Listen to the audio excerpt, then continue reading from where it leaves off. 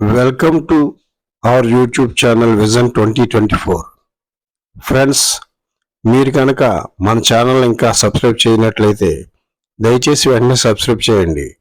మేము చేసే వీడియోలన్నీ మీకు వెంటనే నోటిఫికేషన్ వస్తాయి.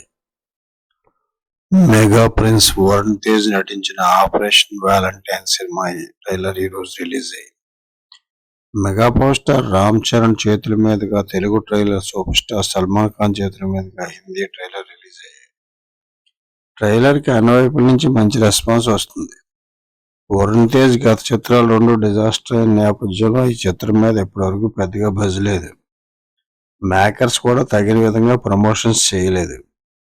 2-3 రిలీజ్ డేట్లు మారడం కూడా సినిమాపై ఆసక్తిని తగ్గించింది. కానీ ఈ ట్రైలర్ రిలీజ్ అయ్యాక ఖచ్చితంగా సినిమాపై పాజిటివ్ వైబ్రేషన్స్ మొదలయ్యాయి. పుల్వామా అటాక్కి ప్రతీకారంగా ఇండియా చేసిన సర్జికల్ స్ట్రైక్స్ నేపథ్యంగా ఈ చిత్రం రూపొందిందని ట్రైలర్ చూసే వరకు ఎవరికీ తెలియలేదు. ఆపరేషన్ వ్యాలంటైన్ అనేది ఆ సర్జికల్ స్ట్రైక్స్కి ఇండియన్ ఎయిర్ ఫోర్స్ పెట్టిన పేరు. కానీ సర్జికల్ స్ట్రైక్స్ పేరుతోనే ఇండియా మొత్తంలో ఆ సంఘటన రిజిస్టర్ అయింది. ఆపరేషన్ వ్యాలంటైన్ దాని పేరని ఎవరికీ తెలియదు.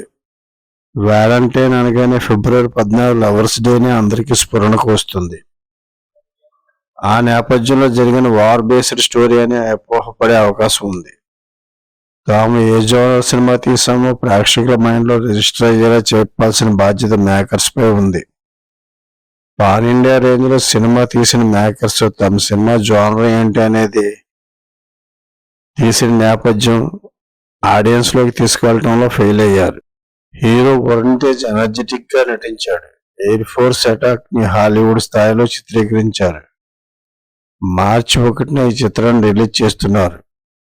మార్చి 7న రిలీజ్ చేసి ఉంటే 8వ తేదీ శివరాత్రి సెలవుదిన అడ్వాంటేజ్ గా ఉండేది.